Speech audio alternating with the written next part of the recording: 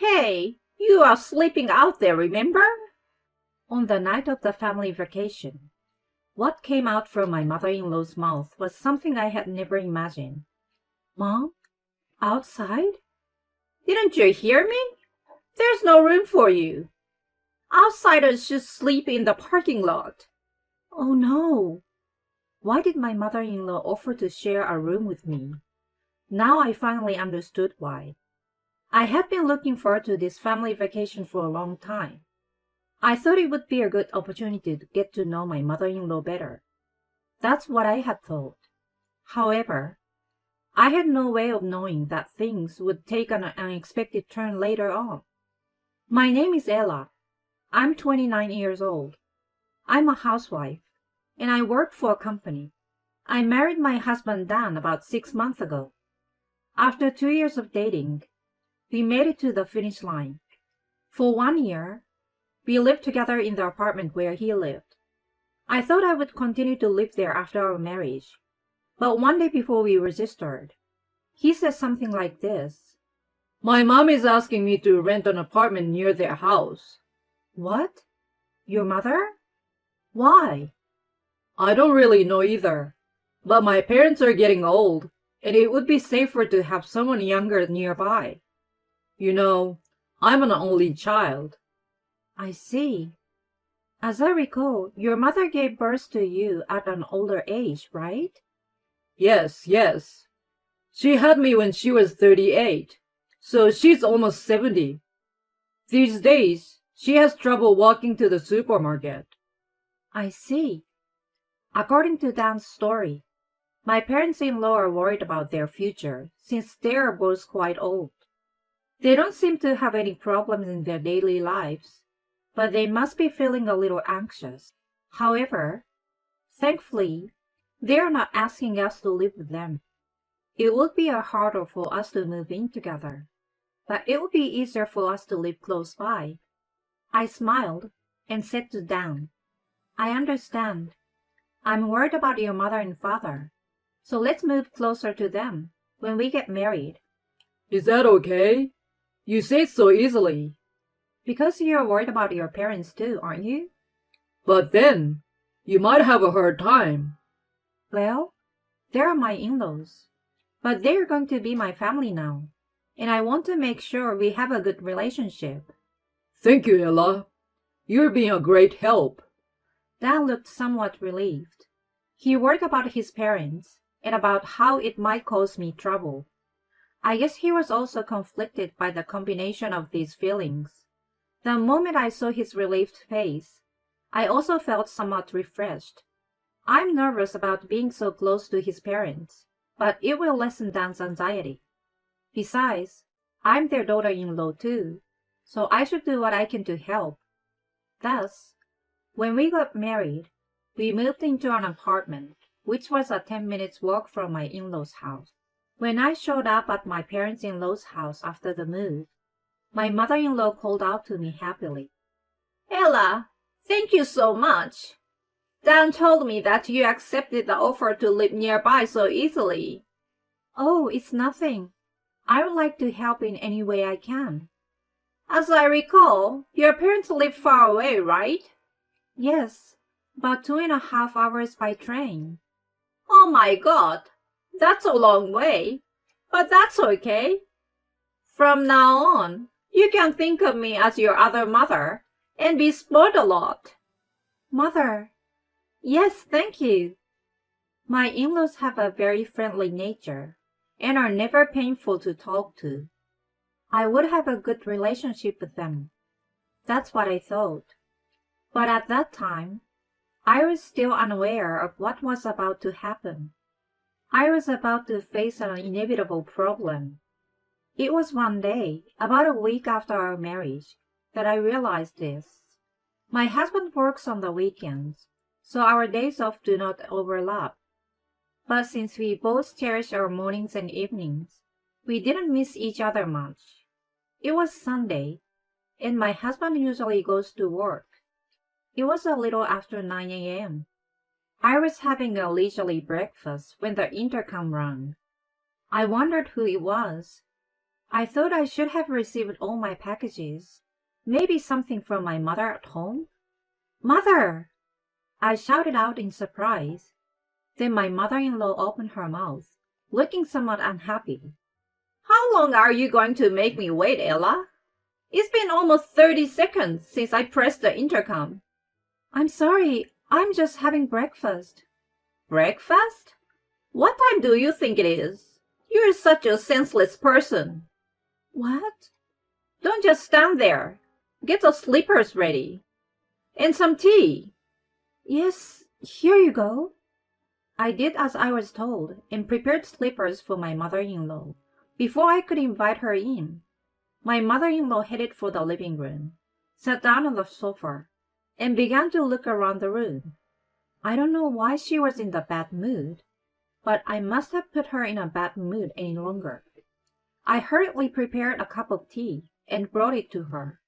Here you go. I'm sorry I didn't have any tea cakes. She sighed and said in a disgusted tone, You can't even make tea properly. You're not a good wife, are you? I guess I will have to train you after all. Huh? Train me? All right. Now that I have given you my blessing to marry Dan, you are going to act exactly as a member of the great family from now on, okay? Nobody talks that way about accepting our marriage, right? And besides, don't you remember? You said, think of me as your other mother, right? At these words, my mother-in-law burst out laughing and looked at me as if I was an idiot. What are you talking about? You can't possibly have taken those words seriously. Of course it was because your father-in-law and Dan were there, weren't they? Then you mean you didn't really think that? Of course. What's the value of a plain, good-for-nothing wife like you? Dan brought you here, so I said yes for the time being. But I was supposed to be the one to find Dan's partner. But that doesn't mean you have to talk like that. Shut up. All you have to do is what I tell you to do. I finally understood what I had seen in my mother-in-law. I realized that everything I had seen of my mother-in-law was a fabrication of her character. In reality, she was a person with such a warped nature. Perhaps she became this way because she loved her son so much. But that does not mean that she should be hostile toward her son's wife. However, I don't think she would listen to me even if I talked back to her. Besides, I didn't want to upset family relations in a situation where we had just gotten married. It is not in my nature to disobey my elders. No matter how wrong my mother-in-law's way of thinking was, it was not so easy to talk back to my husband's mother. The fact that I didn't speak back here made the situation worse. My mother-in-law began to visit us regularly without prior notice, and began to bully me under the guise of helping me. You are a really bad wife, aren't you? You can't even do your own housework. You're worthless. If you're such a failure, I shouldn't have let you get married. And so on. How many times have I shed tears at these heartless words? Of course, I thought about talking to my husband about it, but my mother-in-law made the first move. I'm visiting because I want to get to know Ella. She told that to my husband. Whenever my husband came home from work, he would smile and say to me, Did my mother come by today too? I'm really sorry, okay? She's the type of person who goes all out with people she wants to be friends with. No, you know, Dan. Well, you will have to cut her some slack. Mom is very happy to have a girl like you as a daughter-in-law. I see. The smile on my husband's face as he spoke happily was too bright for me to tell the truth. In such a state, I realized that half a year had passed since our marriage. My mother-in-law was still bullying me. Then one day, my mother-in-law called my husband and I to her house and told us about our family vacation. Let's go on our annual family vacation. This year, Ella is coming with us. Me too? Of course, we're a family. She had already decided where to go and where to stay, it seems. The destination was a hotel with a spa, and the rooms were for 2 people only. I thought it would be just me and my husband, but then my mother-in-law made an outrageous comment. Oh, by the way, Ella, you'll be staying with me in a double room. Me and you? Yes, let's have a good talk, just the two of us women. But if that's fine with Dad and Dan too. At my mother-in-law's words, my father-in-law and husband looked a little strange. Then my husband opened his mouth in concern. I don't mind that, but are you okay with that, Ella? What? Aren't you a little nervous about sharing a room with Mother? Well, that's... Of course it would be awkward, and I would prefer to be in a different room if at all possible. But under the circumstances, I couldn't say that clearly. Instead of my shuddering, my mother-in-law spoke to my husband. What are you talking about, Dan? What do I always say? I go to your house to get to know Ella. Oh yes, of course. But it's a trip, and Ella should be able to enjoy it without any worries. Don't worry. There are some things you don't have to worry about when you're with your fellow women. Is that how it is? Well, if you insist, I don't mind. Mom, don't pester Ella too much, okay? I know. We'll get along fine, don't worry. Thus, without being able to express my opinion or anything else, the decision was made to share a room with my mother-in-law. My husband repeatedly asked me, Are you sure you want to do this? But I couldn't say no to him. On the day of the trip, I got into the car with a depressed feeling, and after driving for about 2 hours, we arrived at the hotel. After 2 hours of driving, we arrived at the hotel and headed for the spa. I didn't want to go in with my mother-in-law, so I lied and said I had a stomach ache and shifted the timing of my entry. Afterwards, the 4 of us had dinner at a small restaurant inside the hotel. The hotel has a good reputation, so all the food was really good. The only problem was that I'd be in the same room as my mother-in-law. The spa was really nice, and the food was very good. Now all I have to do is sleep with my mother-in-law in the same room for the night. After dinner, I spent some more time in the spa. When I returned to my room, I decided to quickly go to bed, not to engage in conversation with my mother-in-law. Unfortunately, my mother-in-law was still awake. As I was getting ready to go to bed, I heard a voice behind me saying, Excuse me. I fearfully turned around and saw my mother-in-law smiling wryly at me. Mother, is there something wrong? What are you doing getting ready for bed? You sleep outside, don't you? What? What came out from my mother-in-law's mouth was something I had never imagined. I managed to squeeze out a few words as she smiled triumphantly at me. Mom, outside? Didn't you hear me? I said sleep outside. Wait a minute.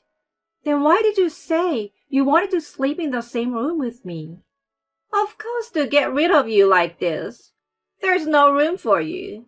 You can sleep in the parking lot. Oh no. Why did my mother-in-law offer to share a room with me? Now I finally understood why. I had been looking forward to this family trip for a long time. I thought it would be a good opportunity to get to know my mother-in-law better. That's what I had been thinking. At that moment, the anger I had been trying so hard to suppress overflowed. I couldn't take it anymore. I don't want to be in the same space with this person any longer. I don't care what Dan and my father-in-law think. This situation, I've had enough of it.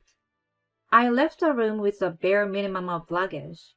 Then I went to the car and decided to stay there. Fortunately, I always had the spare key for the car in my bag, so it was no problem. But if I hadn't, I would have had to spend the night freezing outside. I checked my phone and found a message from my mother-in-law. Be back in time for breakfast, so they don't find out. I would tell my husband everything after this trip. I made up my mind and went to sleep. The next day, Ella! Hey, Ella! I woke up to the sound of my husband's voice and saw him and my father-in-law. It was still dark, and the sun was not yet up. Dan, and Dad too. Why are you? That's my line. Why are you sleeping in the car? Did you and Mom have a fight? That's because... I called you to see if you wanted to watch the sunrise, but you didn't respond, so I assumed you were still sleeping. I was about to drive to the spot when I was surprised to see you sleeping in the car. Oh, that's right. I checked my phone and found multiple incoming calls from my husband. Sorry I couldn't answer. My father-in-law opened his mouth with a stern look on his face when I told him this. Ella, why were you sleeping in the car? That's... I'm sure there is something going on. I want you to tell me everything. Dad, perhaps my father-in-law was onto something. I showed them the message I had received from my mother-in-law last night and told them the whole story of how my mother-in-law had been bullying me. When I finished, my husband and father-in-law's faces turned red. I could tell they were quite angry. Eventually, they began to discuss the matter. After a few minutes, my husband and father-in-law returned to the hotel. They had the travel bag in their hands. After loading them into the back of the truck, my husband grabbed the steering wheel. Hey, Dan, where are we going? Where? We're going home. Huh? But your mom's not here. You don't have to call her mom anymore. I don't even think of her as my mother anymore. Dan. Apparently, my father-in-law and husband believed me. By the time we arrived home, the sun had completely risen, and the weather was pleasant. We bought breakfast at a nearby convenience store, and were eating it at my in-law's house when I received a call on my phone from my mother-in-law. I looked at my father-in-law and husband, turned on the speakerphone, and pressed the answer button. My mother-in-law shouted, "Hello?" angrily at me as soon as I answered it. "Hey, you! Do you know what time it is? Get your ass back in your room!" "I'm sorry, Mother. I don't think I will be coming back there." "What? What are you talking about? If it gets out that you didn't stay in your room, I'm the one who is going to get to be pissed off. Get your ass back here, you stupid wife!" At that moment, my father-in-law slammed the desk with a bang and took my phone away from me. Then he shouted angrily into the phone. That's enough! You've been picking on Ella behind our backs. Didn't you have any shame? You're the one who is an idiot. What? Wilbur, why are you? I'm so sick and tired of you. I can't believe you've been pretending to be friendly with Ella and picking on her. I'm divorcing a lousy woman like you. Don't you ever come home again. Wait a minute. It's a misunderstanding. Ella and I had a fight last night. My husband snatched the phone from my father-in-law, his voice rising. A fight? Then why was Ella sleeping in the car? You forced her out. Dan, why even you two? I'm telling you, we've already gone home. You can pay the hotel bill there too, okay? And Dad says he won't let you in the house anymore, so you will have to go someplace else. No way! Wait, Dan! You had it coming. It's your fault for making Ella suffer. I will never think of a woman like you as my mother ever again. I don't want you in our lives ever again. My husband hung up the phone and blocked my mother-in-law. He then bowed deeply to me. Ella, I'm sorry I didn't recognize it before. I'm so sorry for all the pain I've caused you. Yeah, me too. I just couldn't tell you the truth when I thought about how you are your mother's beloved son. I will protect you from now on. So if you have any problems, you must talk to me right away. Okay, thank you. After that, my mother-in-law had a rough time. Since she didn't have a credit card, she couldn't pay for the hotel, so she kept calling her husband's phone. But he didn't respond and completely ignored her. My mother-in-law had no choice but to contact her own brother and asked him to replace the money. When he heard about all this from my father-in-law, he was so furious that he forced her to sign the divorce papers that my father-in-law had prepared and took her in. She now lives in her brother and sister-in-law's house and works part-time to make ends meet, and is apparently being treated like a slave. Her brother and sister-in-law also bully her, and her life seems to be really hard. However, she has nowhere else to go.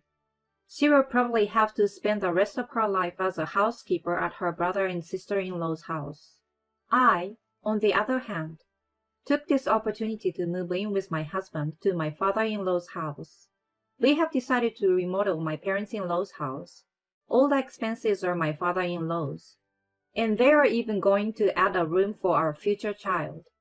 I can't thank my father-in-law and husband enough for believing my story and going to such great lengths. I want to contribute as much as I can as a daughter-in-law for them who saved me.